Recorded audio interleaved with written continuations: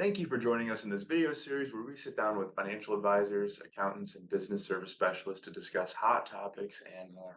Our goal with this video series is to educate and provide resources to help guide you along your financial journey. My name is Joseph Cavazos. I work with the advisory group here at Storen Financial.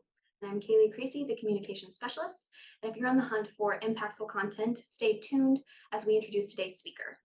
Thank you for joining us. We have Greg Storen today. He is our president. He's also the director of our advisory services here at Storen Financial. Greg, what is it exactly that you do here?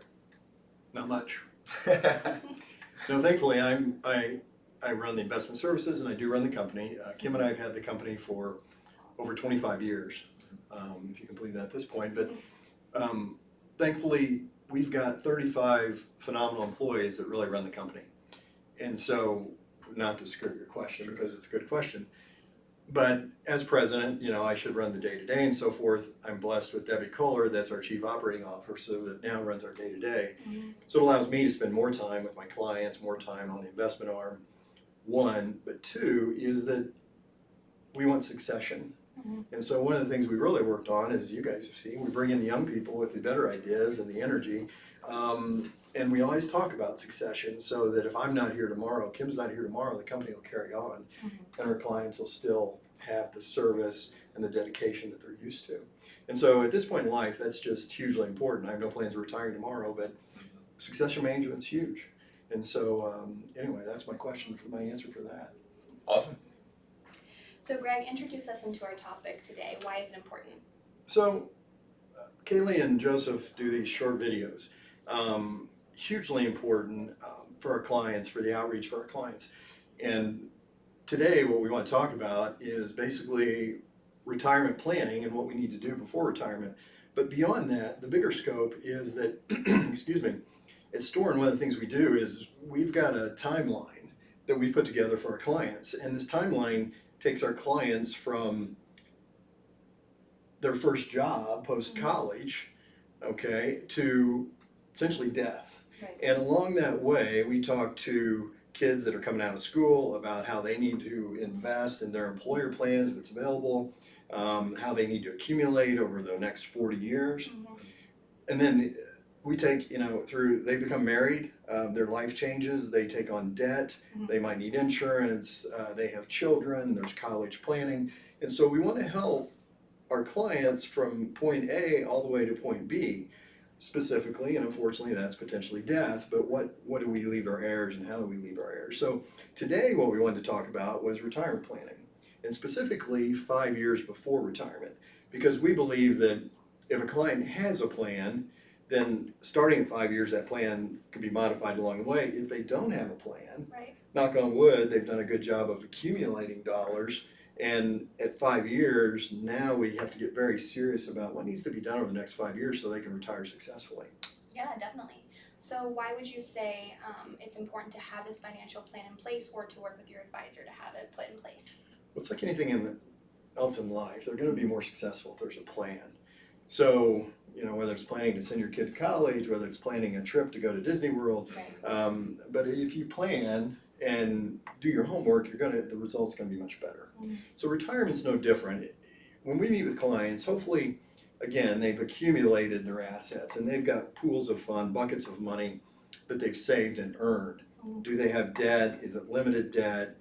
We want to know those things. And now at the 5-year mark, it's very important that a client starts to massage, if you will, all these assets, their personal life, if you will, and say, okay, what do I need to do from 5 years out to retirement to make sure that I can retire successfully?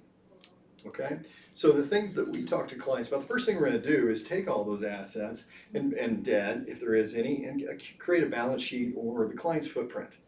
Just have a visual for us and for the clients to see where they're at today. And then we obviously want to talk about goals. Okay, well, one goal, I want to retire in 5 years.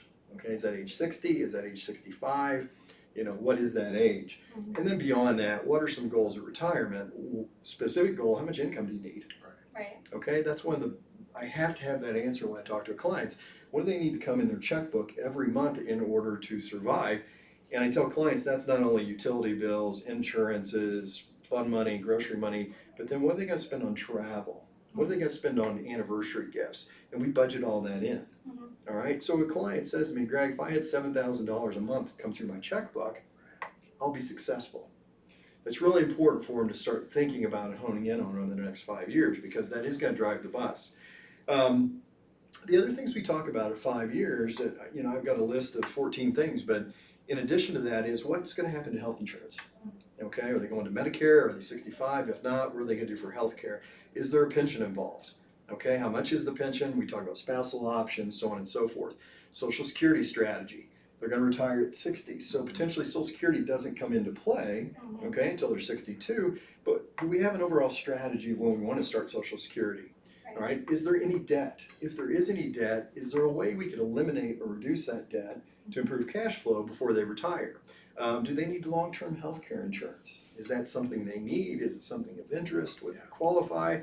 Don't know, need to have that conversation with them. And then life insurance. Is there life insurance out there? Potentially, if they're retirement age, they don't have any debt, they don't need life insurance. Okay. So if they currently have life insurance, what do we do with it? Do they have their will, their trust, their power of attorneys? Are those things put in place? Are they updated? Are they completed? So those are just a few of the things that we have to talk about and discuss. And we start that at the 5-year mark. I'm asking all these questions, and then our plan basically is out here, and over the next 5 years, we're bringing that down. Narrowed in, yep. And the other thing I tell clients, it's really important over the next 5 years, we're talking about pure financial. When they retire, there's two things they gotta think about. It's the financial side of it, but the personal side as well. Right. Personally, are they ready to retire? And what's their personal plan? Are they gonna go home and just sit in their lazy boy and watch TV all day? Or, are they planning on golfing, traveling, Right. spending time with family, exercising more? What's their plan personally? Yeah, absolutely. And you talked a little bit about debt, right? I mean, a lot of clients are probably still gonna have a mortgage, by the time they're, 55, 56. I mean, are you saying that they should be like hammering that down, trying to get that paid off, or kind of what's their plan there? Potentially, it's, fortunately, we have a number of clients come in that don't have debt. They've really done a great job. For clients that do have debt, outside of the mortgage, I certainly want to figure out a way, car loans, credit cards, let's get those paid off. If there's a mortgage, there's things to talk about. What's the rate of interest on the mortgage? If it's 3%, it's compelling to leave that in place. If it's 4.5%, can we eliminate it? But regardless of rate, I would love for clients to come in and be debt-free. Right. Because what it does for them at retirement is if they have a $1,500 house payment they don't have to make, it reduces their need for income in retirement. It allows them to draw less off of a portfolio. It allows them to be able to bob and weave during tough markets, maybe potentially lower distribution and preserve their portfolio. It just gives clients a lot of freedom. Yeah. Debt has its place, and I think debt helps us get from point A to point B. Managed debt's a good thing, but I think we own retirement. Personally, I like to see clients debt-free. But again, Joseph, that's a conversation that's going to be a little different with every client we have, because in today's world, if you have a 3% mortgage, we have CDs at 5.5%. We could allocate enough to pay off that mortgage into a CD and make 2.5% on that money that's guaranteed. So. CDs, money market rates today are doing things that we haven't been able to do in 15 years. So that could be a different conversation, again, for different clients. But my goal for clients to be debt-free when they retire. So Greg, out of your list of 14 things that people should take as action steps to meet their goals, what are some of those that are often missed or are sore points for people to kind of manage and handle as they're meeting their retirement goals? The one that comes to mind, Kaylee, is the big one. Right. If clients have done a good job of accumulating assets, let's say they live in debt, one big one is, have they done tax planning and strategy? So I mentioned a client knowing what their income need is. Okay, so a client says we need $7,000 of income, that's great. One of the things that we've done for our clients at Storen as they're accumulating is coach them on tax-free income. Okay, so basically, have they been doing Roth 401k, Roth 403b through their employer plan? So we want some portion of that retirement money to be tax-free. Now, the other part of that is if they didn't have that available through an employer, or they haven't been doing that, then is can we make some of those dollars tax-free during the next 5 years, or even post-retirement, Is that part of the plan when their income drops dramatically? Now we can get very serious about Roth conversions. So we have that conversation with clients because when they retire, I want them to have bank dollars, liquid cash, I want them to have some pre-tax money, and I want them to have some post-tax money. That post-tax money is going to come into play as we talk about deferring Social Security. And we talk about clients about what they're going to live on when they retire, because I want to be able to pull some pre-tax money, say at the lower 12% bracket, and I want to pull post-tax money beyond that and really be able to manage a client's tax. A client might be used to paying the 22, 24% bracket. If I can reduce them to 12%, an effective rate much less than that during retirement, they'll keep more of their hard-earned dollars. Okay, so that just means their income is going to last them longer, their portfolio is going to last them longer, and potentially then there's more money there for charitable giving, more for their heirs and so forth when they do pass. But basically it helps clients by keeping that portfolio, then not have the concern of running out of money, if you will. Right. Because we're paying less to the federal and state governments. And honestly, that's what it's all about. Definitely. So finally, Greg, how often should you be meeting your advisor 5 years before retirement? So a client comes in today, 5 years before retirement, we're gonna modify or create the plan, right? I see my clients during tax season to do their tax return, have tax planning conversations, so forth.